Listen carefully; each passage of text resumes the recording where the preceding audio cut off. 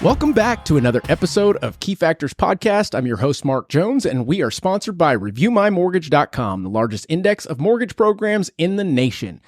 And I wanted to take a break from the usual informative, yet insightful discussions that we've had lately and add some humor. We're going to sprinkle a little humor on this episode with two of the most humorous mortgage professionals that I know in our local area. So without further ado, I want to introduce my guests. I have Eric Delgado first. What up? And then I also have Matt Mazzacco. Matt, how are you, brother? I'm doing well. It's Wonderful. Mazzacco. Mazzacco. But Matt I'll answer to Mazzacco. anything. There we go. So at this time, I want to give you guys a moment to just kind of tell our audience who you are, how long you've been in the industry, what you specialize, all that jazz. Who wants to go first? Go for it. So I've been doing mortgages for, 13 years now. Came from the health and fitness industry and just accidentally jumped into mortgages and found my way to it. And I've been doing it for 13 years now.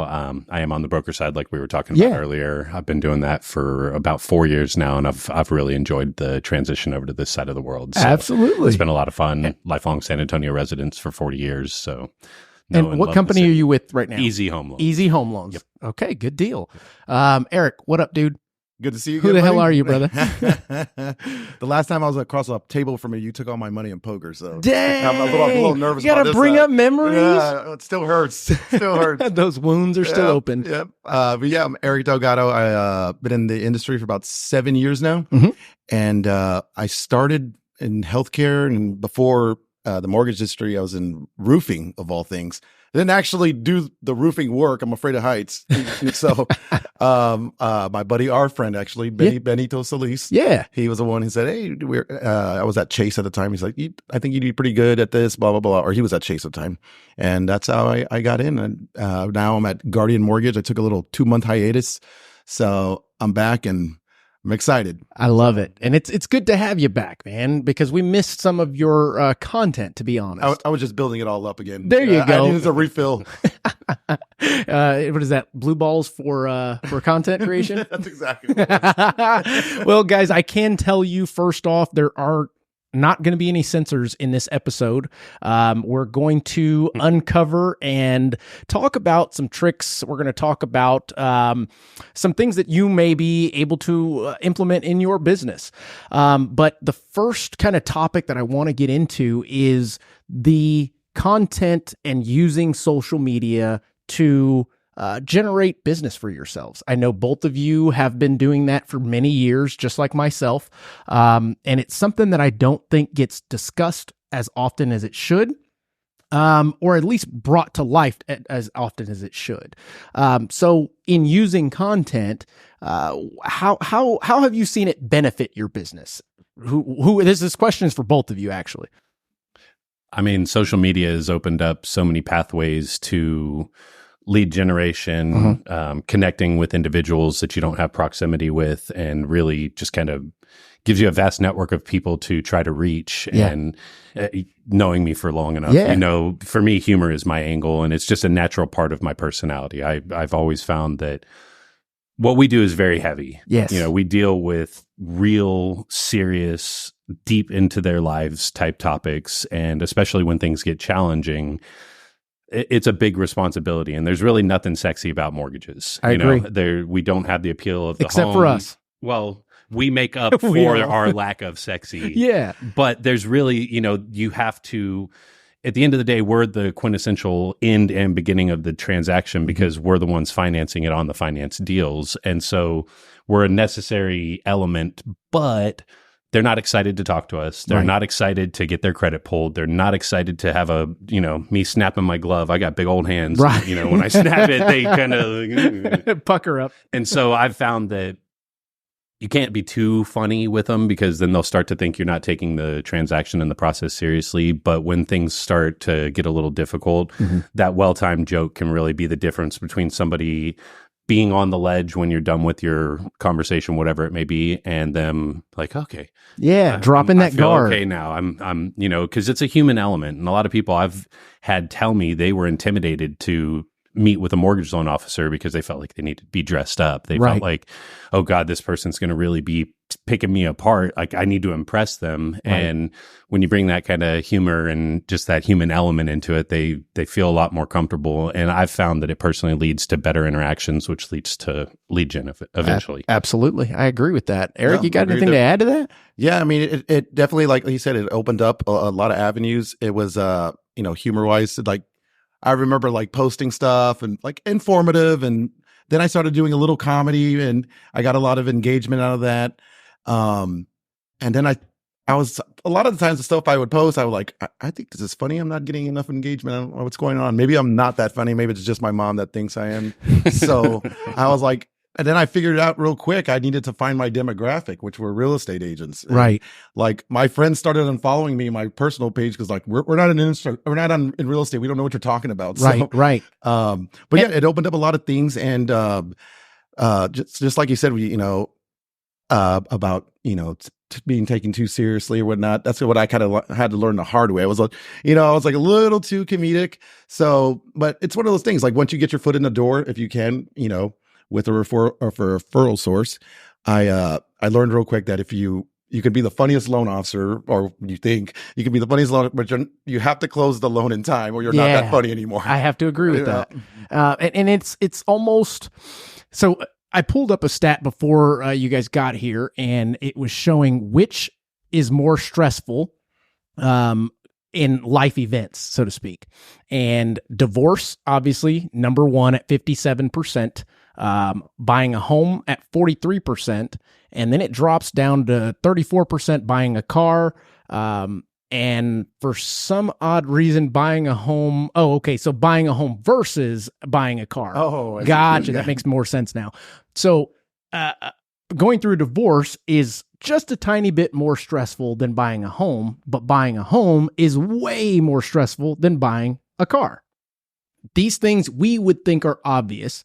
And we would also think that more loan officers should pick up on this and not be so stuffy within their presentation. And what I mean by presentation is when you are meeting with your customer, hopefully all of you out there are actually meeting with your customers still, whether it be in person or Zoom. It's not only just an icebreaker, but also shows your personality, that you're a human being, right. That you can be humorous, especially in the largest purchase of their life. Right. And Matt, as you were saying, it helps them bring their guard down. So we're talking about two separate things here, which is one is the content creation on social media, things of that nature. And then we're also talking about the humor that you bring to the interaction with the customers. I can even go third leg, the humor that you bring to your office and your peers. Because I don't know any underwriter in the world thus far that doesn't like a good laugh. Yeah, absolutely. They're human too. They're not robots. Absolutely. And from what I've seen lately, let's call it the past, let's say 5 years, humor has been attacked quite a bit. I'm being honest. Oh, yeah. And I feel like it's making a comeback. I feel like the bigger comedians are saying to hell with what everybody else thinks. If you don't like it, don't watch. The same concept as what you guys are doing on social media. If you don't like it, tune out. You're not the kind of people that I want to do business with, because no, I'm not 100% a joke, but I am going to bring humor to the equation just about every time. We're going to have fun whether you like it or not. There you go. Sorry. Yeah. And just on that note, like, people have attacked me, calling me like a troll, and whatnot. And they're like, this dude is just trying to get attention. And I was like, and you just gave it. You damn right. Thank you. Yes. Don't forget to like it on the way out. That's right. And it goes back to the concept of when I had all those truck wraps and stuff like that. People would ask me all the time, does this work? And my response every time was, you just asked me about it. I mean, if you asked me about it, we're now on that talking point that allows me to explain, et cetera, et cetera. But at least we're talking about me now, not some BS over here. And I think that's what it helps you guys both do in social media, in showing that additional side. Do you know how to do loans? Absolutely. But not only do I know how to do loans, I can make you laugh in the most stressfulest process that you're ever going to go through, right?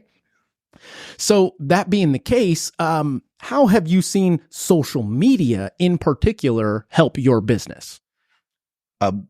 For me personally, it was just that audience. I mean, as opposed to like, nothing against an open house or door knocking or anything like that. Still do that. Do whatever you can.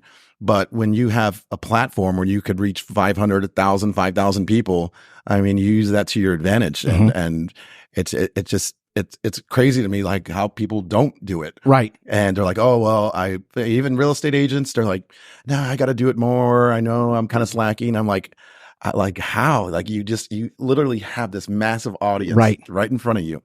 But I mean, I just realized quickly that I had to utilize that. Right. And now, I guess, question, that being said, because I firmly believe that we as salespeople, still salespeople, have to have multiple spigots. At any given time, that spigot's going to flow out. So social media is one of the spigots. You mentioned open houses. I myself still do open houses, just did one this past weekend. Matt, you and I were talking, you still do open houses. Yep. What additional things do you do to parlay with your social media so that it's not just this facade of who you can be?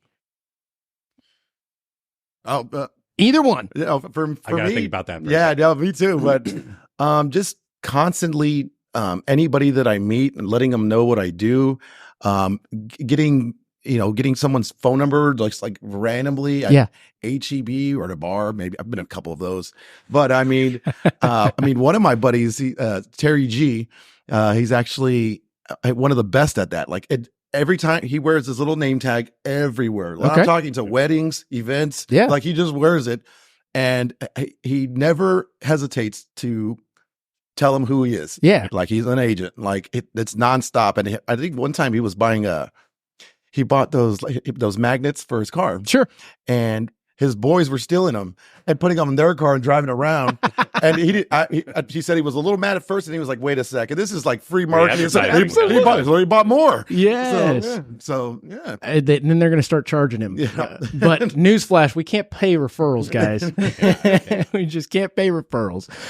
So that being the case, I want to leave the consumer, or not the consumer, the listeners with a couple of tidbits of advice when it comes to that, because I've given presentations. I have had one-on-ones with realtors, and it's always the same. And I think you mentioned it. It's like, I need to do that. Yeah, I need to do that. Fast forward, I still need to do that. What is holding them back? What do you think that is holding them back? Matt, what do you think? I think it's probably, for the individual, it's a number of different reasons, but I think insecurity and fear of exposure. Sure. We're all human beings. Even though I make this stuff look perfect, I make mistakes. You know, I have flaws, I have things, and I think we really know the most about our flaws. Like I can tell you what's wrong with me, sure, for the most part. And I've got my wife for the rest of that. Yeah, but just kidding, sweetheart. No, but we don't, on social media in particular. It's such a platform of illusion, I guess you could call it, because we're not going to highlight everything. I'm not going to tell you about every loss that I had. I'm not going to tell you about my insecurities. I'm not going to tell you about the things that keep me up at night necessarily. And so nobody wants to put themselves out there in a vulnerable way where it's like, there might be someone out there that's going to say something negative about me, or I may stutter too much, or I may say too much, or there's a lot of, because I used to do a YouTube channel, and getting comfortable in front of the camera was tough. Really tough. Like and this was before I was putting it out there or anything. Sure. I was just doing it for myself. And man, you're sitting there looking at yourself, talking to yourself. You start to dissect how I don't like how my hair is puffed out to the side, and my mole on my face. Yeah. Like, should I look to the left? You just all these little stupid things that you're thinking about. Right. When the reality is the end user doesn't give two shits about those things. Correct. They're not looking at your little imperfections. They're not looking at what you're wearing. That unless you have something like really like standing out. And it's intended to be. But then at that point, you're accentuating something. Yeah. I want you to look right here. Correct. And so they're just not comfortable. And I think that they're not comfortable with themselves in a lot of ways, because they feel like they can't perform well. I'm not an actor. I'm not a thespian. I'm not meant for the stage. Right. And so, and maybe some of them aren't, maybe some people just don't have that personality, and perhaps a different avenue would be a more successful way to market themselves. But like what you said, I can't think of a better way to get in front of a large group of people with minimal effort. Yeah. And I learned years into the business before I figured out that I can't force my way into success, and I can't force people to buy. And all the things that I used to be able to do in a previous world where I sold, Mark, I'd like to talk to you about this bottle of water and how it can help hydrate your body and all of the benefits to you buying this from me. That doesn't exist with what we do. Man, you're right. We are in a relationship business. That is what we are selling is, Mark, I want to be your friend. I want to be your colleague. I want to be somebody that's a trusted referral partner, and you can't force that. No, I think that's great advice. Matter of fact, to your point about the vulnerability, I think that most incredible comedians use that. They make fun of themselves. They feel comfortable enough to be able to crack jokes about their looks, the way they talk, how fat they are, whatever the case, and it works. Why? Because it shows more so that they're human.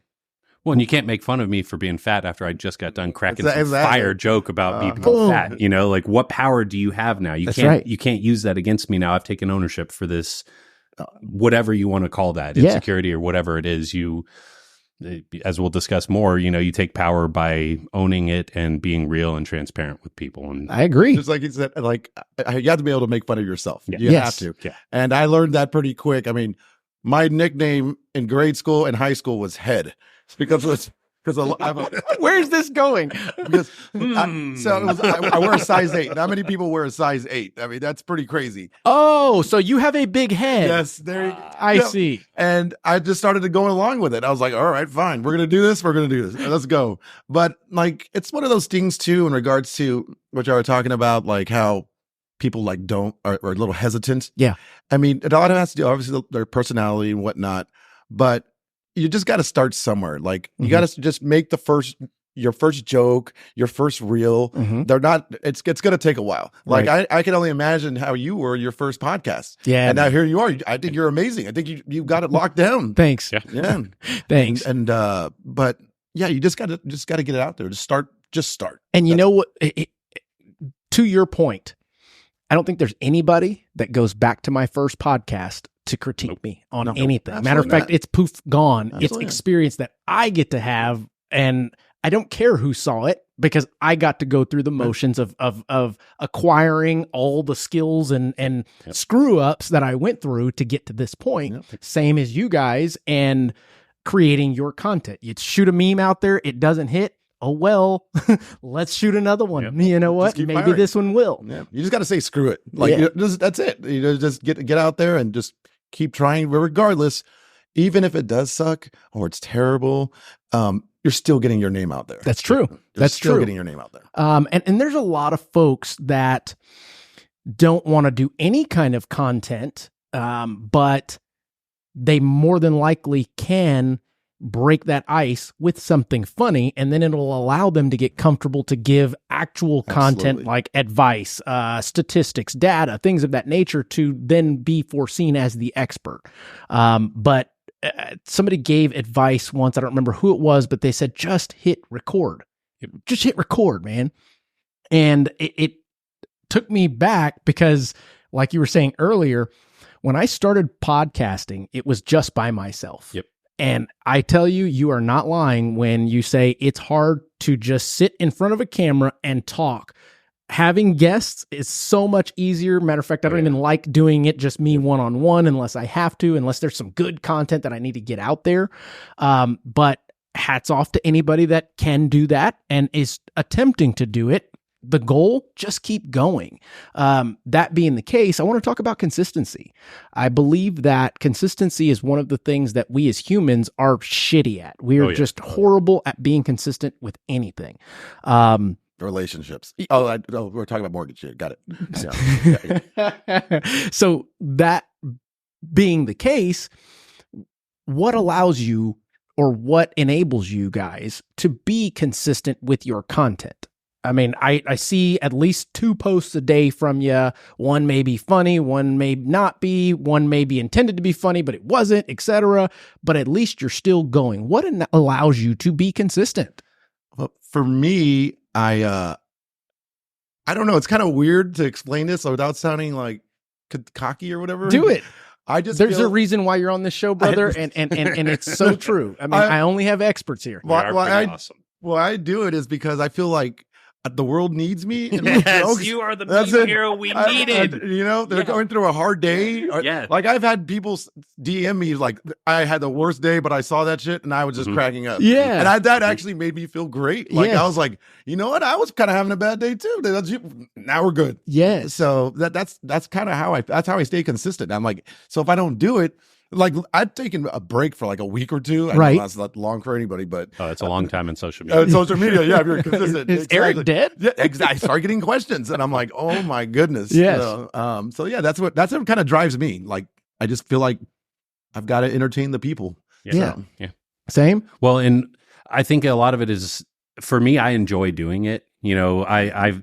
I was thinking about the topic of, earlier today when I was in the shower, and I was just like, you were thinking of me in the shower. I was thinking about you in the shower, Mark. I was, but I was thinking about humor and how it's enveloped in such a huge way in the psychology of sales and why people make decisions and why they move in the directions that they move, and how humor can really kind of shift all of that. Sure. And, for me, I enjoy the challenge of taking something that's not funny and finding something funny about Absolutely. it. Because it's like a mental workout. You're mentally lifting your wit weight. Mental gymnastics. Yes. So to be able to find some humor in something is, in my opinion, like it's an intellectual practice. It is. And so it's fun. And there's even studies that have been done that show that people that are highly sarcastic, swear often, and are real quick-witted and quick on the draw to come at you with fire,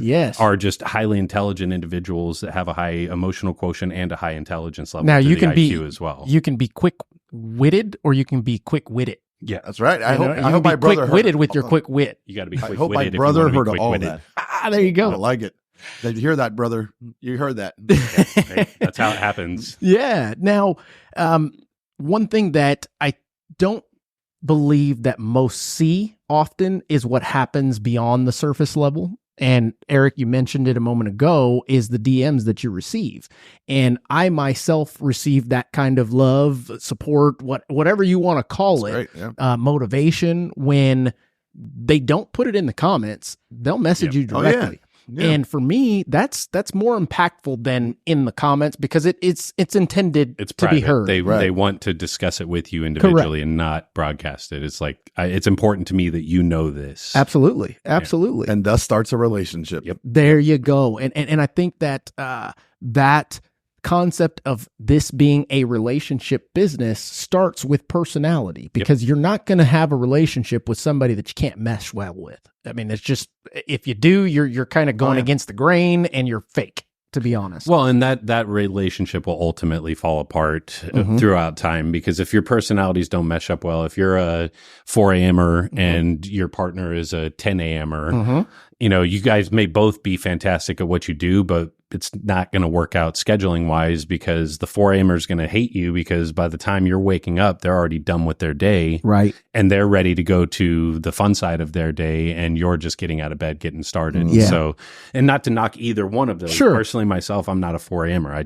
I will never be in the 4 a.m. club. It's just not for me. Yeah. I'll stay up till 4 a.m. sometimes. Same. But, Same. I'm only waking up to go fishing or hunting if I'm going to be up at 4 a.m. Like there's not many things. And I might sleep in the blind. Who knows? I'll probably opt to have someone else drive so I can take a little nap on the way there, And that's true. Like the relationships wise, you kind of want to be compatible. Yeah. And you're going to learn that really quick, mortgage wise on your first loan. You're going to figure out what kind of agent you're dealing with. Yeah. They're calling nonstop, or they're a little more chill. Yeah.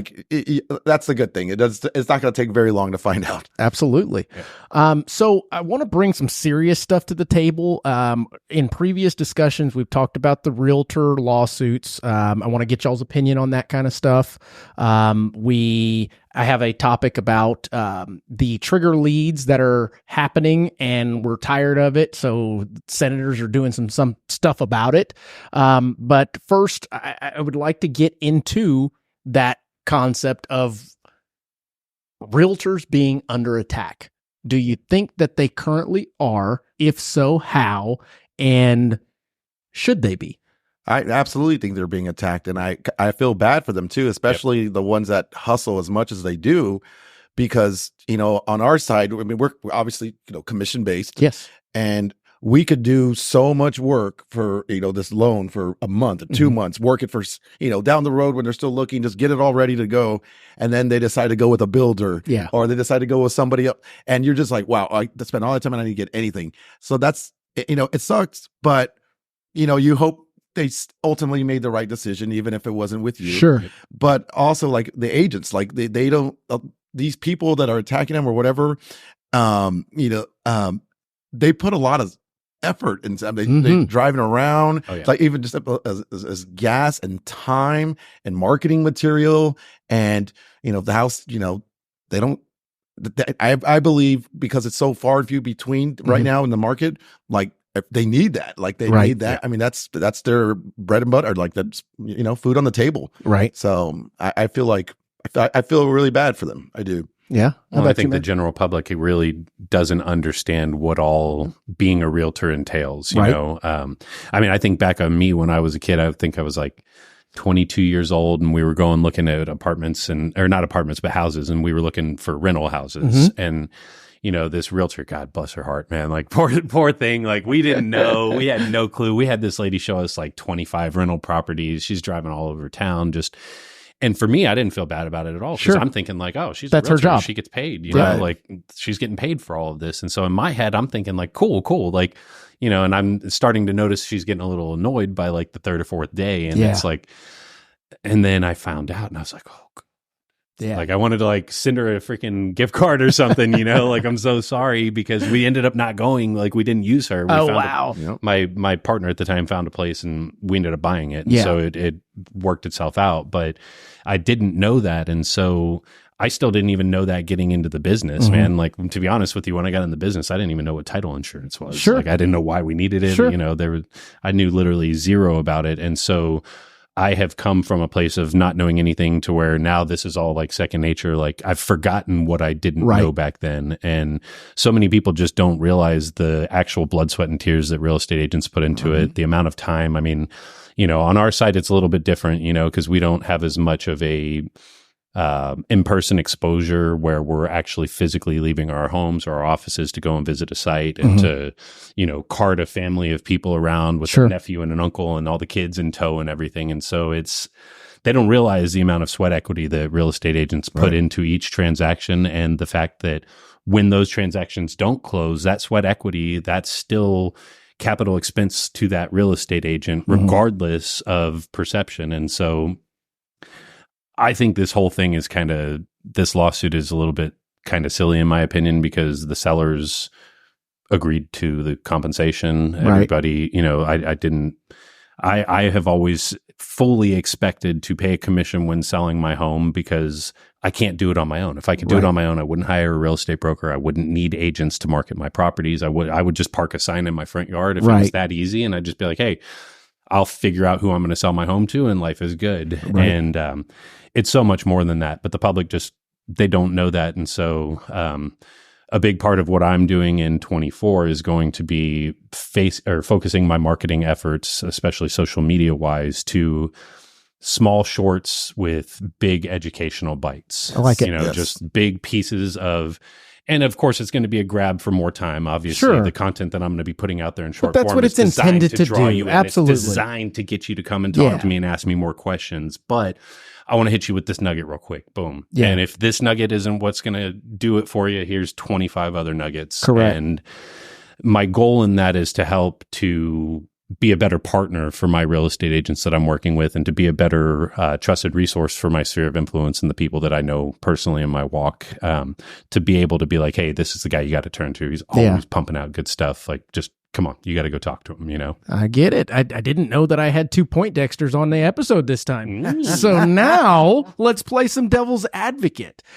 Do you guys think that the real estate commission structure should be updated? And I'm going to say updated instead of changed, because us as mortgage professionals went through a cleansing already of updating. None of us were in the industry when they were making massive margins on the front and the back, et cetera, et cetera. Everybody getting approved. That's right. Yep. We did not go through that. In addition, our industry has seen huge margin compression in the past year, to where it's like, okay, yeah, I can offer you this rate, but I've got to charge you a point and a half to just lock it in. Now we're starting to see things come back and get a little bit normalized, we'll say. But we've already gone through that. We as mortgage lenders don't make 3% on a deal. We don't have the option to do those things. And I refer back to a point that I had made before, which was back when the real estate commissions were enacted or agreed upon, they were hand signing contracts. They were going to hand deliver and negotiate on that property. Nowadays, everything is dot loop, DocuSign, Zoom call. I'm going to FaceTime you as I walk through this house, etc. I feel like technology, in addition to evolution, is changing our industry and how we do business.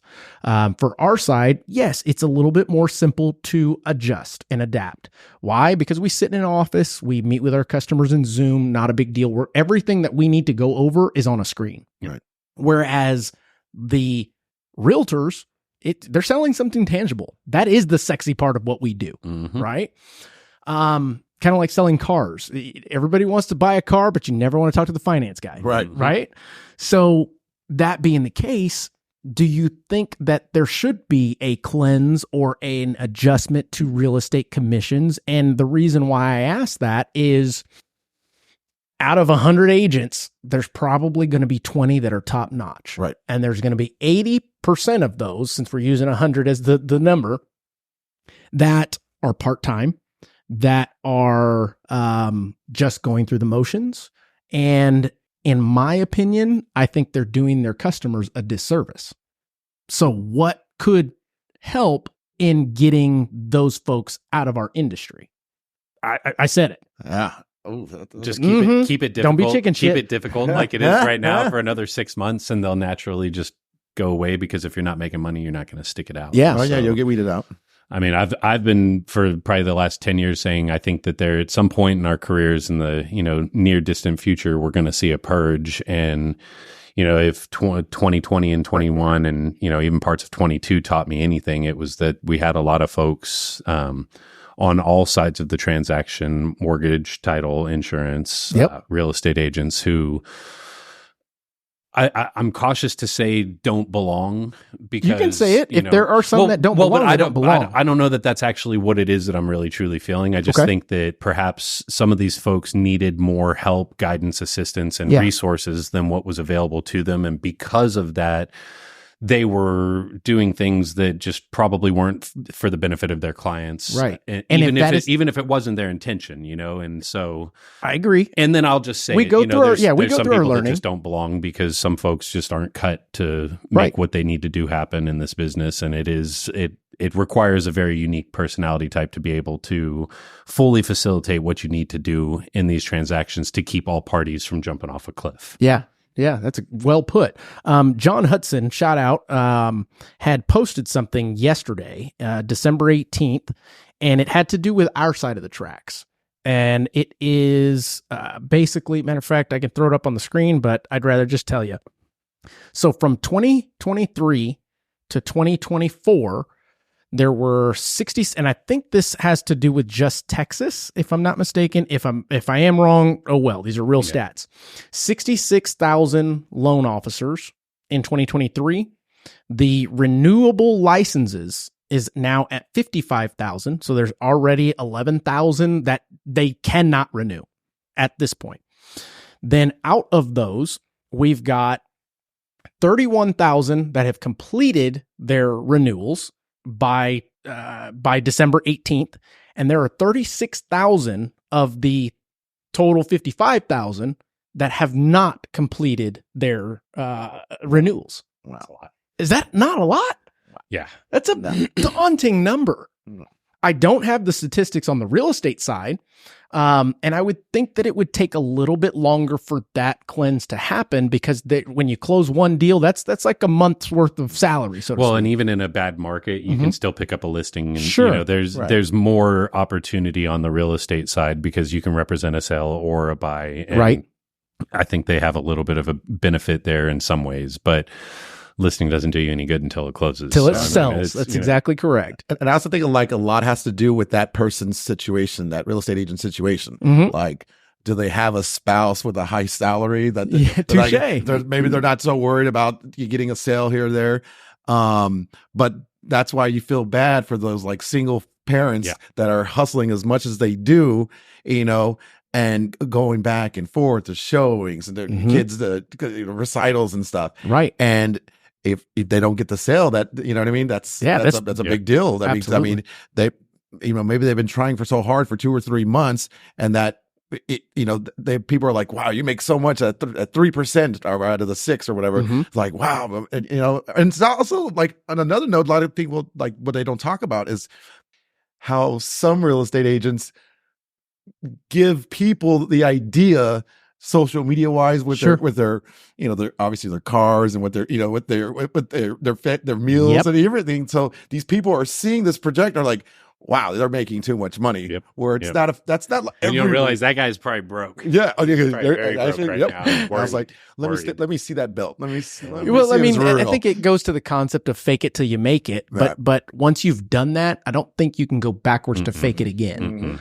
I think you just need to be honest and transparent with people. And honesty will lead to more success because people love honesty. They respect honesty, in my opinion. Even if it's bad news, whatever the case may be. But you said it, and I think that is why this lawsuit, all of these things that are coming out against realtors, mortgage professionals included, is because for the last 5, 6, 7, 8, 9, who knows, 10 years, we've been flaunting what we've gained by helping customers. And I guess it goes hand in hand with this discussion. You guys don't do that. No. You don't do that at all. I actually make fun of myself for what I eat. Yes. I think I just posted right now, like, rates better drop because I'm getting tired of eating these gas station hot dogs. I mean, I like to make fun of myself. Gasoline these dogs. rates better come down because I don't have the ankles for the streets, I love it. Yes. Yep. I mean, was that you on the corner of I-10? You gotta do what you gotta do. I freaking knew it. I knew it. So leading back to what we were discussing before, given that all of this stuff under attack, realtors, all this jazz, wouldn't you think it being advantageous for realtors to take that and use it and find some humor in it to create content around it? Oh yeah. We don't see it. It's all doom and gloom right now. Well, and that is a big thing that every single, like, if you are a real estate agent and we're going to talk about this at some point in time. Right. Our role in this transaction is like a parental role in a lot of ways. The realtor and the loan officer. Minus the spankings, y'all. Yes. Well, it just depends on the relationships. You never know. But, the realtor and the loan officer being the parents in the transaction with the title company, insurance, and all the other third parties being like cousins, you know. But the buyer is our child. And so many times people don't realize that, how you handle your child is going to dictate how that child grows up, how they become, and what happens. And so how they view the world in general. Yeah. And that's why I think that relationship between the real estate agent and the loan officer is one of those really special relationships, because we are ultimately in charge of our children's well-being. And as such, I'm sure you and your wife don't sit down and scare your children with all the fears and concerns that you have, with all the things of the world that you know about that they don't. And so, but I will tell you, we don't censor our children too much at all. No. You want to be transparent. Absolutely. But I was raised that way, so it was just one of those things that Kristen, do you agree? Yeah. Okay. Yes. To a certain extent. If you're, if there's something that's troubling going on a file, but you think there's a resolution to it, and you maybe don't need to bring it to the public forefront right away. Right. You talk about it with your partners and you say, hey, here's the parental challenge that we're facing right now. Here's the potential outcomes, and here's what I think is the right course of action. Sometimes your children don't need to hear about those conversations in regards to how you're making those decisions, but also the same as how we have that responsibility to protect our children, we also have the ability to inform and educate our clients and explain to them that, like, I'm not trying to BS you. Like right now, buying a house today is not as awesome as it would have been 3 years ago. Right. You missed the boat on that one. Yep. Shit's over though. Yep. Those days are done. They're over with. Unless you've got a time machine and you can take us back to that place and point in time, it doesn't matter. It's not relevant. It doesn't matter what the rates were in the 70s. It doesn't matter what your parents bought their first house for. Those, to me, like when I see those posts, like, bless their hearts for putting them out there. And I'm not knocking anyone for putting that out there. But I don't like those because it's not an accurate comparison. Right. And what it does is it creates, in my opinion, a diminishing response from the end user, because now they're thinking about rate. Now they're thinking about rate. Ask someone what the rate is on their credit card. They won't be able to tell you. Ask them what the rate is on their vehicle. They won't be able to tell you. They'll be able to tell you what their monthly minimum payment on their credit card is. Correct. They'll be able to tell you how much they pay for their truck. Yep. You know, these are things that they'll know. So we make our vehicle purchases centered around that monthly payment and whether we can afford to drive it out the door or not. And normally when I tell the sales guy that my hard number is 500, it's really more like 800. Right. So people aren't thinking about that. And so what I've been really, really driving home to folks is our clients are going to have the same fears and concerns as us. They're going to have the same happy experiences as us. We really do get to decide what we expose people to. I'm personally not spending a lot of time talking to someone about where the rates are right now. We're talking about monthly payments. Yeah. Can you afford to take this home? Can you afford this home? Is this something that if the rate never changes, you're okay with? Would you be okay? You know, if you can see yourself paying this monthly payment for the next 10 years, then right now is a fantastic time to buy a home. Because again, everyone is using this now, but I said it like forever ago before I knew it would be a thing. You marry the home and you date the rate. Yeah. You know, the home is the place of permanence, whether that's a 5-year. And in that case scenario, you can actually do them at the same time. That's the thing. Mind blown. And, you know, but so many people right now, like I bought my house in 2000. It was either 18 or 19. I think it was 19 because my daughter was in limbo. So on her way. And, I mean, dude, I bought equity, you know, I didn't know what I was buying, but I purchased my home and the value of my home's gone up by almost $150,000. Now I don't tell my prospective buyers to be anticipating that because I think that, you know, between COVID and the way that everything happened as a result of all that, it created some artificial circumstances that led to where we are right now. But I think that, and I pray they don't drop rates too quickly, even though I want them to I'm go right back there down. with you. Yes. I think we'll talk about that next. If they do that, it's going He said to... doo-doo. But if they do, that is going to create a great circumstance for the people that have already purchased because now home values are going to start going back up again. There's the possibility that we may see, you know, the influx of cash buyers showing back up again, purchasing in over cash value. Sure. I would not want to be in that situation where I waited today and then purchase again. Because I know a lot of people that were in like 21, 22 were just kind of like, I don't know. I think I'm going to wait for the market to chill out. I'm going to wait for prices to come down. I'm going to wait for rates to drop. And now today, you know, the guy that was balking at an 8% rate, you know, a couple months ago is like, Matt, can you get me in? Good. I saw the rates are down. down. It's like they're freaking fiends now for it because they've seen how bad it could be. And that's where, again, I circle right back to that point that as professionals, we should be focusing on affordability. Long-term, is this affordable long-term? Like if you never refinance this, if you never get yourself out of this note, will you be okay in 5 years? Yeah. If the answer to that is yes, the rate really becomes irrelevant outside of a pain point. Yeah. That's all it is like, oh, I fucked up. I should have done this 5 years ago. You know, that's like me thinking about any mistake I've made in the past and then letting that sour my experience now. Absolutely. It's like if I'm shopping for $100,000 house and I go and look at $500,000 houses. Yeah, you're never going to land on something that it is. Yeah, you're right. Now, there was something that, and I think I could put it on the screen here. Matter of fact, now I'm going to end up creating some content around this over the weekend. But I was looking up a property in the county appraisal, and I was researching the new tax laws that Texas passed, right? At Proposition 4, something like that, to where we are now getting a massive amount of discount in our property taxes. And I went to verify, my tax rate went from 2.2 to 1.85, saved me thousands of dollars, right? So when I went to bcad.org just to see other properties to see if they compared, I was surprised with something else. And I want to see if you guys notice this.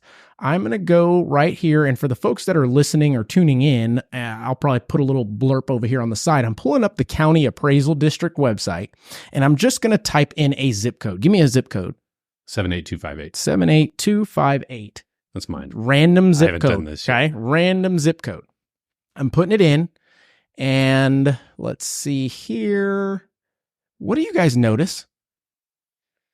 That's just in the one little thing, but it's substantial in this too. Are you talking about the LLCs?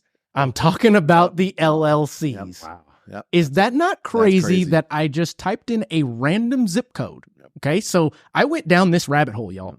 I went down this rabbit hole enough to determine that, holy cow, there are a ton of institutions or businesses or investors that are buying properties, and they don't give two shits about what the interest rate is. They probably didn't even see the properties. They just saw it online, we'll take it. Which is further telling me that if you are a consumer that's renting right now, from us mortgage professionals' perspective, it's showing us that someone else is going to convert this world to a renter's world. You may be a forever renter, and it's not even all institutions that are doing this. I'll be honest. The last several purchases that I've done were for folks that did not sell their home. They kept their home. We found a way to qualify with the property because they were converting it to an investment property and buying another one with zero fear at all. And what I'm seeing in that is these folks are going to be left behind. I mean, if you look at historic values in San Antonio, we don't go backwards. We haven't gone backwards. So the idea that if rates go down, I can now get in to a property, I don't know. It's kind of fugazi. It's just going to make it more competitive. That's all it is. That's all it's going to do. Right. Well, and there's no way of really truly knowing what's going to happen right now. So it's you either gamble that you're going to remain a renter at 100% interest plus penalties and, fees when you leave that property and accelerating monthly payments. Yeah. Or you could hedge your bets at, right now, mid sixes and be okay with life. And hey, if things get better, awesome. And if home values do spike, cool. Benefit. And if they remain the same, but rates come down, there's still multiple avenues for a good purchase to occur in a market like this right now. Absolutely. Now, someone like me, I'm already, I got a 2.5 rate on my house right now. Right. You're not going anywhere. I'm not going anywhere. Or at least you're not selling that home. Correct. No, everything that I purchased in the past was always designed with that intention of, hey, this house is going to be a rental house. When I decide to vacate this home, I'm just going to convert it and do that. So, that was already a part of my plan regardless. But there's a big category of people who bought in that time frame who really the only reason why they would move in a market in a climate like this would be geographical necessity. Job is relocating me somewhere else where it's no longer feasible to drive the distance or close that gap. Or someone that wants to buy an investment property. Sure. Because right now the investment market, it doesn't really matter what the rates are as long as the PITI can be obtained through the renter. And, you might not be able to make as much profit as you did before. Don't forget the third one, procreation. We tend to continue to do that. We do keep on doing that, and so household sizes do increase, but I could even see a household size not necessarily being a humongous compelling factor in that situation where someone who bought their house for, $300,000 in 2019 would now have to spend $450,000 to obtain that exact same home with a higher monthly mortgage payment before we even consider the option of upgrading and going into the next category of home. So, I mean, we're talking pretty big payment shock, in my opinion, for a relatively minor upgrade in home product, you know? And so I think that as rates come down, we'll see lesser of that and less people being, landlocked is what I call it. Absolutely. I'm locked to my house by my rate right now. And I mean, the money's free. Why am I going to? Good point. I can't, I don't have any avenues that will pay me the dividends that I've made off of my home purchase. And I really never even viewed it as an investment at first. But having obtained that knowledge now, that's how I'm centering my conversations with my clients. Is like, here's some personal experience that I've had in the very recent years here. It's very likely that the people that are purchasing a home right now will be saying the same things that we're talking about right now in 4 or 5 years to the tune of a higher sales price and a higher rate on the house, but the same circumstances occurring where they inherited all this extra equity because of when they entered into the market. I have to agree with that. I really do. Well, let's talk about some funny shit now. So, we've got a CRM company that is promoting their memes. They're saying that it's absolutely imperative that we start using memes and social media content. 78% of salespeople who use mortgage social media market outperform their peers. It's a good reason for loan officers to get involved. Some tried and true strategies remain consistent when implemented. Building social media brand may be easier than you expect.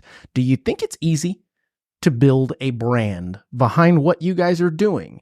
And for me, giving my 2 cents, I don't think it's easy. No, I don't. I think it's easy once you've already done it to look back and go, man, that was easy. But through the process of it, I think it is, I'm not going to say it's daunting or it's something that you can't obtain.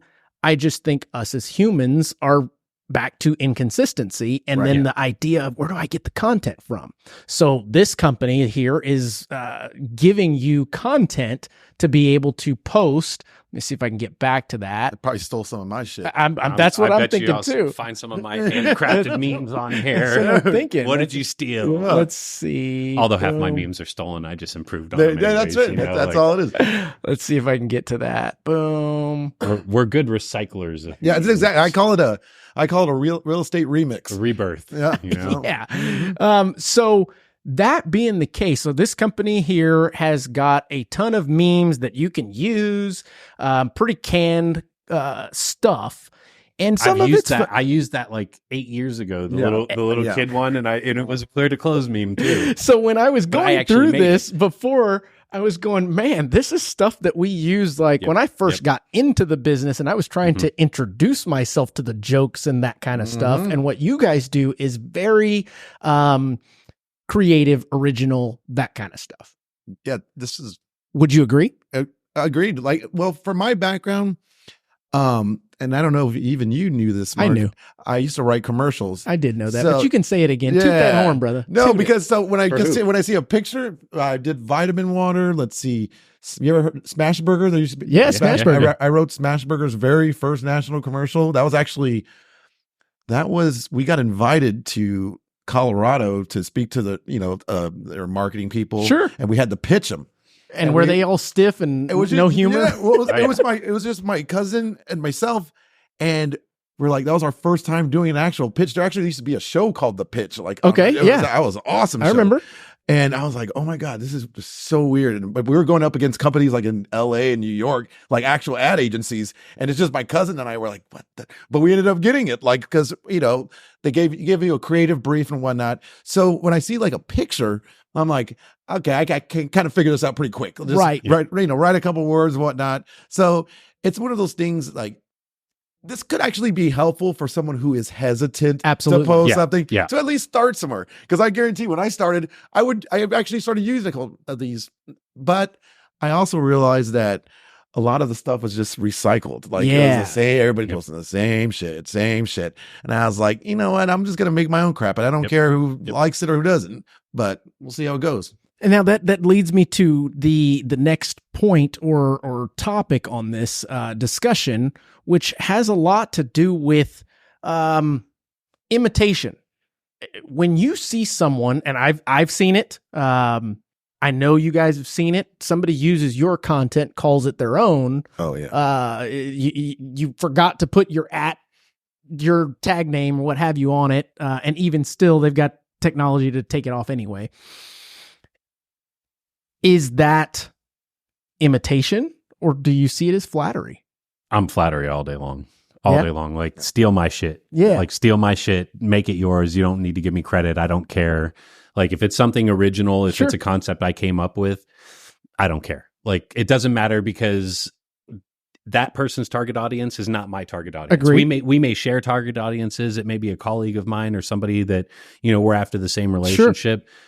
I embrace that because I have a best man wins philosophy. You know, like, whoever's supposed to win is going to win. And one of the things that I've learned in the real estate business is the most successful cats in this game will always take a meeting with you. Mm-hmm. They will sit down and they will give you their detailed plan. They'll tell you, here's how I do it. That's right. Here's everything that I do. Here's why I do this. And they do that with the knowledge that 99% of the people that they share that with are not going to execute on even a tenth of what they're sharing. That's correct. And so the way I look at it is, that piece of information that I put out there was not for me. Yeah. It was for somebody else. When you're an artist or when you're a meme smith like myself, when you're doing that, I'm doing this for you. I'm not doing this for me. Like, I do get a little bit of the endorphins and the gratification of a viral post or something like that. It's fun and all, but I did not make that meme, or I did not record that video, or I didn't see a video and then put that caption together because I felt like it's me and it's Matt Mazzacco's and I'm branding it and this is mine and I'm going to put a watermark on it so that everybody knows who came up with this awesome idea. It's like, now, why? I would rather see my content out there. What is the big point as to why? I know that it flattery and all that good stuff, but I also know that there's a specific answer to this that both of you can probably agree to, and I'm not going to tell you why do you think it is? Why you don't care? Why you actually feel like see it as flattery? Because I'm not threatened by the person who's recycling and using my content whatsoever. I feel like I know what I bring to the table, and it's sufficient. Competition isn't going to take that away. I was talking, and I completely. I think it's because you guys are not done in the slightest, and you've got more content coming. Oh yeah. Does that make sense? Yeah. And that's it's not the one thing that made you successful. It's not the one post that put you on the map. Yep. It's the fact that that's what you do. Oh yeah. And as far as like, even like, this is for like real estate agents and ULOs who are a little hesitant. If you you start creating content and you come up with an idea, if you don't have the time to do it, write it down real quick. Oh yeah. God. My iPhone is Siri, the same take thing. A note. Yep. My phone is full of literally notes. And that's why I constantly have she's actually material. There she goes. Stop listening to me. Never mind. I constantly have material like because I already know maybe if I don't have something right at the gate that day, I can go to my notes, fix something up, and not even that, like. If you posted something in the past, say like 2 years ago, and you don't have anything, that recycle yourself. Recycle it. It worked. Yeah. If it worked the first time, why not? You got it already. Absolutely. Ready to go. I have been doing that for quite some time, and you know what? Nobody's called me out on it. Why? Because they probably didn't see it the first time. Yeah, exactly. Well, and a lot of content creators won't get upset about it. Like, I've actually reached out to multiple mortgage folks and told them, like, hey, I wish I had jumped on the ball. I wish I had thought to get that video out there before you did. Now I kind of feel like I shouldn't do it because literally I'm going to say the same thing that you did, maybe a little better, but but I've been reluctant to do that. And every time I've asked them, they're like, yeah, dude, I found that from somebody else. Like someone else was talking about it. I just had the idea. And that, again, you're a creator, man. You're creating your own thing, your own version of the same thing. And because I didn't make the FHA mortgage insurance premium change, but just because you may have done a video on it doesn't mean that I can't do it now. Right. And it doesn't mean that I won't be able to bang the drum with a different sound than how you bang your drum. And I'm going to find my tribe. You're going to find your tribe, and everybody's going to freaking play in symphony with one another. And I think that's the other reason why, is because a viral video, that's probably why people are so hesitant to start, is because they recognize that their trip from here to a viral video is unknown. They don't know whether it's how long will it take, 2, 3, or 4. And you know we're what? so instant gratification minded that if you don't get it on the first couple of things, it's like when I first started going to open houses, for example. I was just walking in, I'm like, God, it's going to be all brand new agents. Like, they're not going to have anything for me. There's all these things in my head. And while there's some of that dynamic that occurs, I've ran into some really high caliber people that I have relationships with now in what I considered to be an unlikely place. And so to anyone that's not making content right now, I would say it doesn't matter whether you whip your phone out right now and do a 15-second video, do it. Yeah. Just do it. And it doesn't matter if it sucks. Like, yes, the internet is forever. It will be there forever. Right. But you know what? People aren't going to go and seek out your mistakes. It's just like with cold calling. I used to put on classes for people, and I'm like, why do you care what the person on the other side of the phone thinks about you? Who cares? I will purposely call. I'm going to purposely screw up this phone call. And then I'm going to call them next week. And I promise you, they will not remember talking to me. And I will do like ridiculously embarrassing blunders to illustrate the fact that these people just don't care. To drive that point home. What you think is an insecurity, what you think is something that is so embarrassing is something that everyone is probably going to just breeze over and not even notice. You know? No, you're right. Like everyone thinks that their little insecurities or their little flaws are like this big piece of spinach just stuck in your teeth and you're going like this, Like, next time, put an arrow pointing to it in your video. But seriously, if you happen to be recording some content and you notice that you freaking got salad in your teeth after you got done editing and putting the subtitles and everything, use it. Freaking stop the video. Put a big ass circle around it and be like, boing. And this was when I realized that I had spinach in my teeth, Exactly. And you'll see that too. They like the bloopers. Yeah. Yes.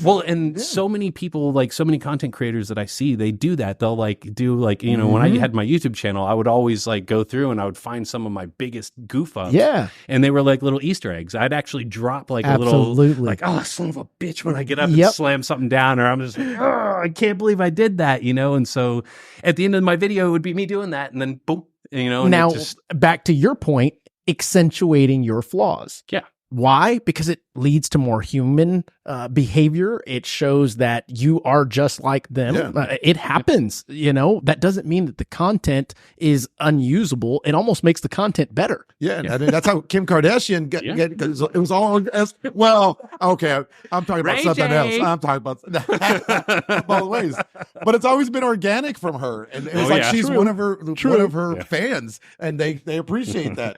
And next topic is Pamela Anderson. And hello, Tommy. Oh my gosh, we could cut up all day. So that being the case, I've seen throughout the years of the concept of converting haters to fans. Right. Do you guys have anything to talk about regarding that topic? Because I'm sure that you've seen it, and it's not something that you call them out on. It's just something that you go, all right, almost motivation, in my opinion. I never, as soon as they're a hater, I consider them a fan immediately. I'm just like, well, okay, you're following me. Like, you know what I mean? You may not like me, but you're a fan of mine. That's right. Already. So it's one of those things where it's going to happen.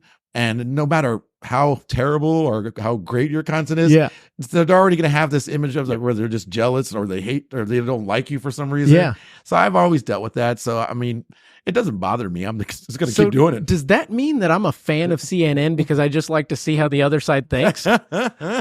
Man, you got to be careful going down that rabbit hole, man. Like after 3 or 4 hours, this like little black thing starts spinning in the middle, and all of a sudden you just all of a sudden, orange man. You start getting truck comments in your just yeah, here they come. So before we wrap up, we've got one more topic to talk about, but I want to give you guys the platform to be able to give any kind of tips in regards to social media content, where you get your inspiration from for your content, and maybe some tips that realtors, lenders, anybody out there, because like you mentioned, this show is intended to have great discussions with experts in the field and to be transparent. Because like you said, if you do speak to somebody that is successful, they're more than willing to tell you how they did it and how they're doing it and what their plan is to move forward. Why? Because they're making it so damn hard. I dare you to try and attempt it, but not only is it a dare, but here's the playbook, right? What would you guys give in way of advice for that? I would just say that you got to, if you're not doing it already, you just got to start somewhere. There's also, and do a little research too. I mean, not only that, go to these big meme accounts, go look at what they're posting and what's working. Yeah. And you'll see that. Maybe you can switch it up, put your own voice in there, something about the industry, and already you got some content right there. Right. But like I said, you just got to start somewhere. I don't know how else to say. Just don't be hesitant. You know? Well, and don't do it trying to think that you're going to become this overnight success. Right. And don't compare yourself to other creators that are out there in this moment right now. Because, like, I look at a guy, Austin Elder, for example. Sure. Like, dude, Austin, he's freaking awesome, man. Like, his content is fire. His short game is just I agree. magic. And he's actually one of the people that I reached out to when I was thinking about, like, okay, I'm going to do some rebranding. And I'll be able to answer your question regarding is branding hard by the end of next year. Because that's literally the focus of my 24 marketing objectives. Rebranding. I'm putting that right here. We're going to circle rebranding. back. Yeah. And so it's, that's a big thing.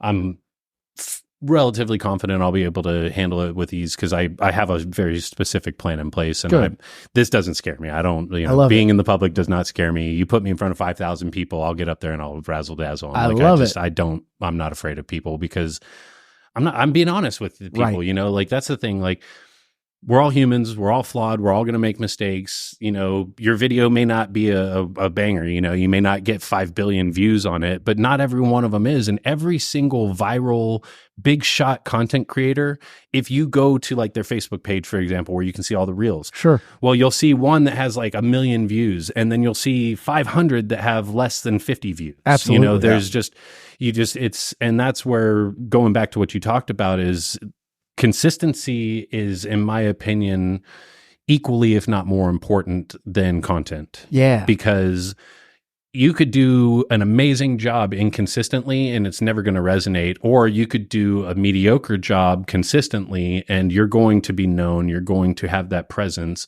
You may not be well known for being the best or being this or being that, but you're known. And so you got to just start. Yeah. That was my biggest point of struggle was, oh God, I see all these people, they're doing these big things, and how am I going to start off? I only got a phone. I don't know, even just looking at your studio here, for example, like if I wasn't who I was, I could potentially be intimidated by this. Like, God, how could I ever get to the point where I've got 3 cameras and I've got multiple mic setups and I've got a guy that's doing this, and it can be intimidating. You fail a shit ton really fast. Yeah. Well, and that's the thing. And that's where, I mean, matter of fact, Eric was on one of the podcast episodes when I was first starting and we were using cell phones as our cameras. Yeah. I didn't care. It didn't matter. But that's the thing, is that start with what you got and improve upon it along the way, Don't think that's a great point. Don't think that you have to have all the fancy shit to get started. You don't. All you need is yourself, your drive, your vision, and your mission. Like, those are the things that will take you there. And your phone. Yeah. I mean,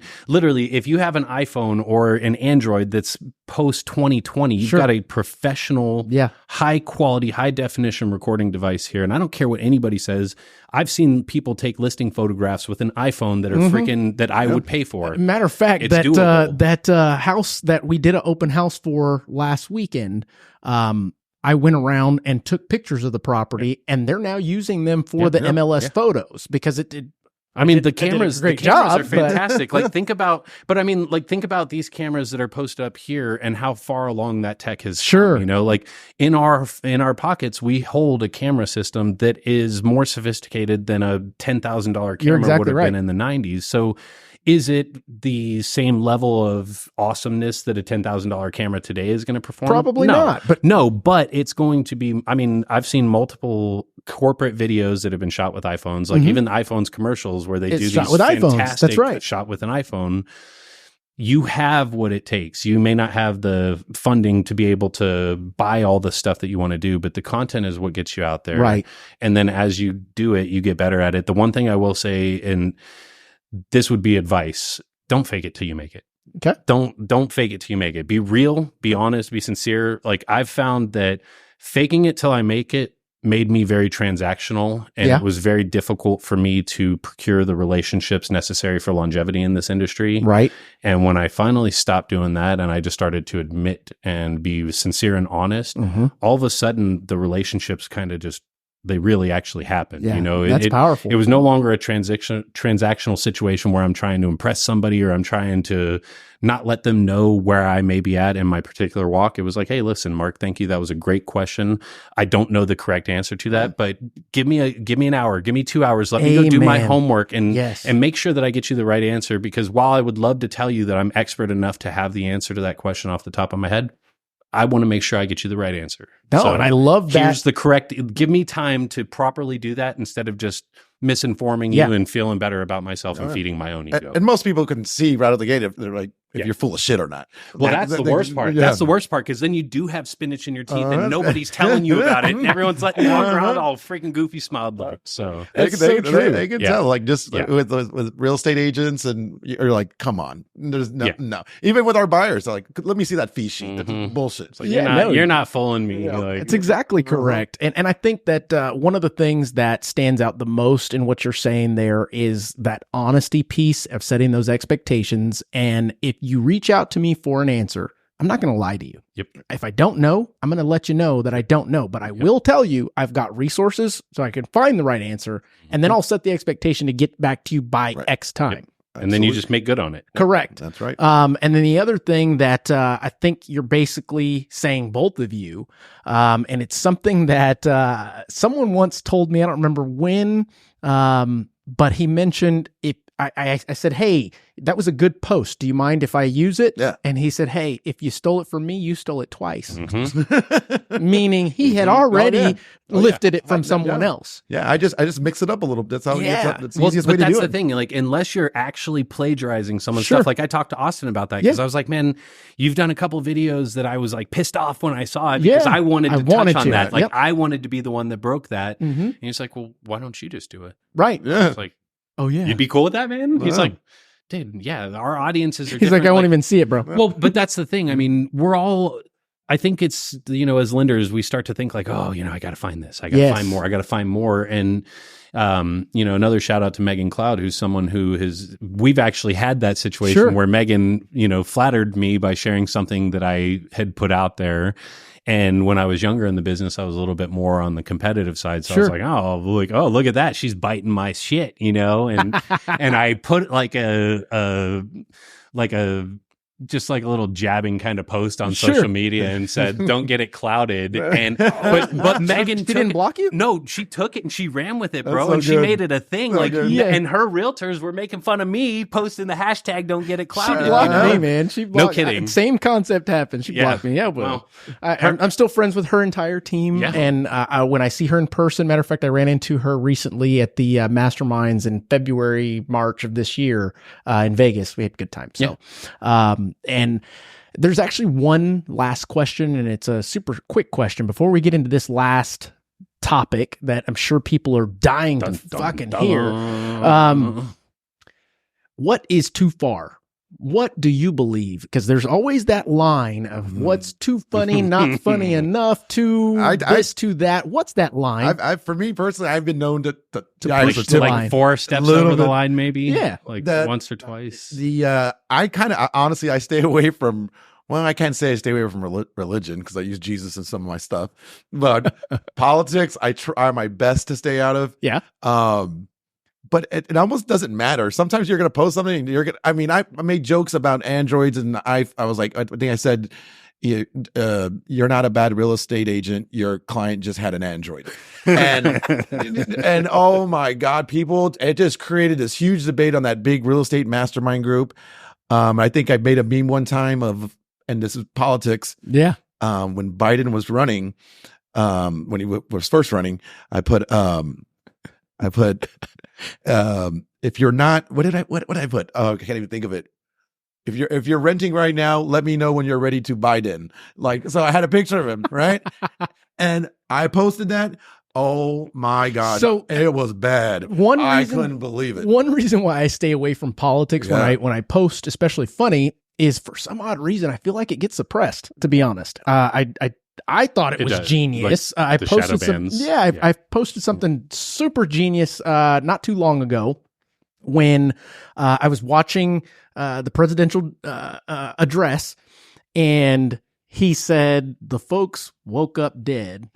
And I saw that. That was good. I instantly remembered, like, that's okay, I remember the Biden in there from Scary Movie when he said, "How the hell are you going to wake up dead?" I was cracking up on that one. I posted on social Facebook, nothing. YouTube blew up. Oh yeah. So I don't know. Some folks for different strokes or something like that. It's backwards.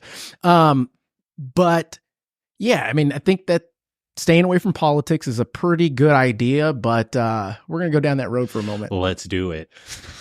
So folks out there, nice I know segue. You are probably wondering what happened, what took place. I'll be honest, I haven't even talked to Matt about it. I haven't talked to either one of y'all. Asked if I could bring it up. He said, "Hell yeah, let's talk about it." I'm a transparent guy, and at the end of the day, it is what it is, and what it was. So Matt, tell us about your experience. And for those that don't know what the hell I'm about to talk about, January 6th, I believe, was the day. Mm-hmm. And there were a lot of folks that were apprehended by the law. We won't get into details of what you think and why and all that BS. I don't want to go down those roads. Yep. I'd rather say surface level, informing the folks of your experience personally, because that's all you can give at this point, right? So, I attended the protests at the United States Capitol on January 6th, and I was one of the people that ended up making my way inside there. While I was inside the building, I was recorded stopping someone from ripping stuff off of the wall and discouraging another individual that I saw that was like stealing stuff. Right. And so, got caught up in the whirlwind of the day and the emotions and everything. It wasn't necessarily the best judgment that I'd applied in my life, but I went standing up for something that I believe in, and sure. It is what it is. My choices that day, unfortunately, did lead to some consequences. So I was arrested. I had my house raided and all of that good stuff. The hardest part about the whole thing was that, and it's an interesting topic that we're having here because sure. so much of it plays into it, especially in regards to the haters and the fans. And absolutely. And then the rebranding piece, I love it. Correct. And so, after the circumstance, it was kind of weird because when you sit down and you see a piece of paper that says the United States government versus, and then it's your name right there, it's a very, it's a surreal feeling, and so going through all of that, there was a lot of anxiety, a lot of stress, a lot of just, it was tough, man. I'm not going to sugarcoat it and pretend like I'm some Billy badass that just, took it like how Trump's taking what he's doing right now. Sure. I mean, his demeanor is just, maybe it's the billions of dollars that he knows, like, hey, this isn't going to financially ruin me. This isn't going to destroy me, but I might potentially go to jail for the rest of my life. But, the uncertainty of not knowing what was going to happen, because even though my actions that day were vastly different than some of the other folks that were there that actually got some more serious charges, the charges that they had levied against me were significant. Mm-hmm. They were 4 federal misdemeanors, and facing that down was probably one of the scariest things I've ever done in my life. I can only imagine. And not knowing, are they going to pursue accelerated charges against me and try to charge me with some felony level stuff that would now prevent me from sitting at this table having this conversation with you guys. And so that was difficult. And then obviously going to jail wasn't fun. I mean, it's not meant to be a good time, folks, I promise you. And the thing that kind of, I guess, irks me about some folks is that, yes, I did make a mistake that day, and I had to face my actions. I had to face the penalties and the consequences for them. I had to do what I was ordered to by the courts and by the systems. And now I am out a free man. I've satisfied all the requirements of me. I have done what is necessary. But there's a lot of folks out there that hate me. There's a lot of folks out there that are going to watch this video that are going to have their blood boiling while seeing you're speaking. My face That's exactly here. Right. And to them, I say, let that blood boil. I hope my existence and my persistence drives you insane. Yeah. I hope that you lose sleep at night because I'm still here and I'm still smiling. I hope that you really just, I hope that it irritates you. Like, I want to be that irritant in your life because, first of all the people that hate me for my decisions that day don't know me. Right. They don't know what was in my heart. They don't know why I went. They don't even know what I did while I was there. Absolutely. You know, all they know is that they have taken information that they have received from media. And the media is just awful these days. You know, you can find more truth in independent journalism in a podcast like this than you could on any of the major media outlets, Fox News included. They're all garbage, you know? And so it's been tough, you know, because I am a genuinely pretty well-natured person. You know, if you were to ever call me and ask me for help, if I had the capacity to do it, I'm likely to respond, hey, yeah, let me help you out, you know. And so having people say such mean and hurtful things, especially industry colleagues and everything else, you know, it's like, I had friends of mine that are real estate agents, title, and all different people reaching out to me like, man, you know, you should just see the things that people are saying about you. And I was like, well, you know, that's theirs to say, and it's their opinion. They're free to their opinions. And I think it's really unfortunate that our climate has become so just absolutely devastated by, if you don't think exactly like me, then I want to see you burn. Like, it's not even I want to see you canceled. I don't want to hear it. I'm not, it's tuning out isn't an option. I want to see you die because of your disagreement with me. And I think that that's indicative of a society who has become so misinformed, yet they think that they are informed because of the ease of access to information. I agree. That there's no tolerance for anybody that differs in behavioral modalities or thoughts or principles. And I think that's really unfortunate, because one of the things that I think makes us and our collaboration together in the human species so awesome is our differences. You know, if everyone thought the same way, it would just be so boring. I agree. You know, there would be no joy, there would be no fun, there would, you know, we wouldn't have the anger, and there would be, you know, there's some solution in that. But I think that overall we're meant to be different so that we can really truly find that like hidden spice in life. Yeah, learn and grow. You know, I'm a huge advocate for conflict being a good thing when you find resolution. Yeah. And I've mentioned this maybe once every other show, but the concept is you're growing, you're learning, you're finding differences and seeing how we both can learn from each other. Not a single one of us are the same in what we do, but yet we kind of do the same thing. Yep. Does that make sense? Well, yeah. Absolutely. I mean, it's a similar dance, but we all have different moves. Absolutely. Yeah. You know, and you can mimic moves to some extent, but we are who we are. And, you know, unfortunately, people have lost sight of that. And I just, you know, I've recently, you know, redeveloped my faith in God, and you know, that's really been a big part of me feeling comfortable and confident coming out and just discussing things in a transparent manner, because, you know, that's a really important relationship. And I recognize that the closer you get to God, the more the devil is going to come for you. It's true. And so it's taken a lot of faith for me to just say, hey, God, look, man, whatever it is that you have planned for me, please help me walk as best as I can in this path. Help me to come back from some of these misperceptions, you know, because again, I wish I could say I didn't care, but I do care, bro. Absolutely. Like I do. Like when someone says something about me that's not true, like it sucks. Hurts. Like it does hurt, you know, and I can try and pretend like it doesn't. It's funny because after I watched JJ Garena on your show a couple weeks ago, I reached out to him and we had a conversation very similar to this. And I was sharing with him, it was just like, man, you know, like I wish I could be the person that they're saying that I am, because then I wouldn't care, and it wouldn't matter, you know. But regardless of that, you know, life will throw you things, and sometimes it's your fault, sometimes it's not. But, you know, my motivation moving forward is to show people that no matter how bad life gets, you can still get back up and get back on the horse. And it also goes to show that the good Lord does not give you more than you can handle. Without a doubt. That shows you your limits. And even when you get to those limits, he'll throw more on you. to help you grow past that limit. Well, when he's doing that to you, it's because you didn't listen to what he was trying to tell you before. So. And so he's like, look, I will allow you to persist. What they say, whenever the student is ready, the teacher will appear. And it's because the teacher was always there. You just weren't ready to listen to what the teacher had to say. And so... And that's probably why Eric Delgado got stabbed by his ex-girlfriend. I had to go there. Hey, he had some drama too. I had to. Are we like we want to compare scars now? No way. No, you don't even have to add to that. No, I won't. But the when you brought up January 6th earlier, and I was like, what the hell is January 6th? Because that's how I know we hadn't talked about this yet. I was like, January 6th. I was like, is the Fed meeting early? Or like, what is going on? What January 6th? That's funny. Well, guys, I want to thank you for coming on the show and being transparent, showing your true selves. As much as people believe that facade that they see is a fake thing, you're real people. Yeah.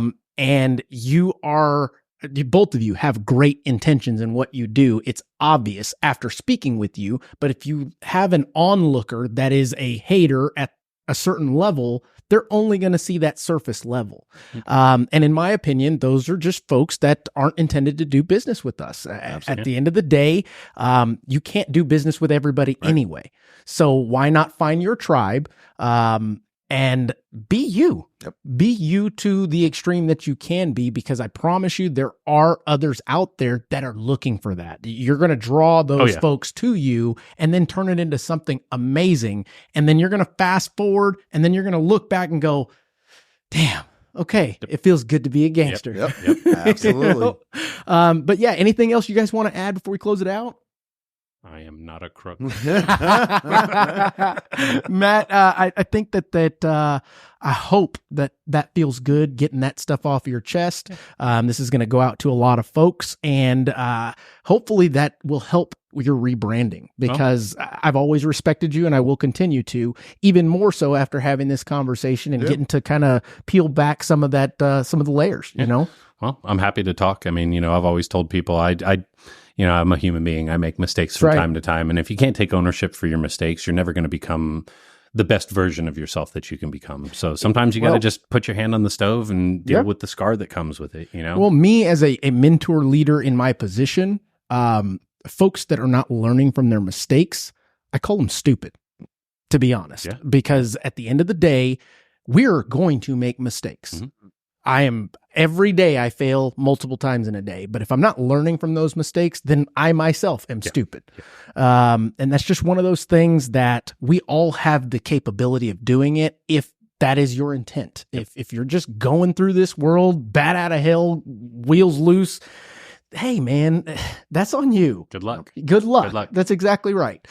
So everything that I believe that you guys do is very intentional, very consistent. Keep it up, because this business being as you saw, stressful, almost as a divorce, needs humor in it. It definitely does. Let's continue to break the ice. Let's continue to add the humanity to what we do as professionals. And like, don't just take anybody's opinions and like, you're like, oh, maybe I should stop doing this. Maybe I don't like it. My family says this. No. Keep being you. Absolutely. Be you, and be the version of you want to be. Right. There's nothing wrong with taking feedback from other people. Never. Especially, that's a very powerful thing. But at the end of the day, you've got to decide where your line is and what you're willing to do. Because, in my opinion, some of the best comedians in the world said some pretty absolutely.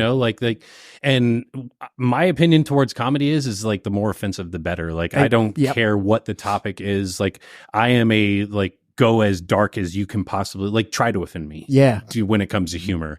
Not everyone is cut for that though, man. Especially today in this modern society. I in fact, one of those shower thoughts that I was having is, are we at risk for seeing humor go away? For seeing humor be made illegal. Correct. For seeing humor be something that, because really, I mean, it's getting to the point to where people are walking on eggshells for a plethora of topics, and it's like the world has become just victimized. Everyone is a victim, and everyone is competing for this I'm the most victimized status. And so it's like, is it going to get to a point to where we can't be funny anymore? And like guys like you and me, or the three of us, are going to end up like in a freaking concentration camp somewhere. Like, you made fun of the God Emperor, how dare you?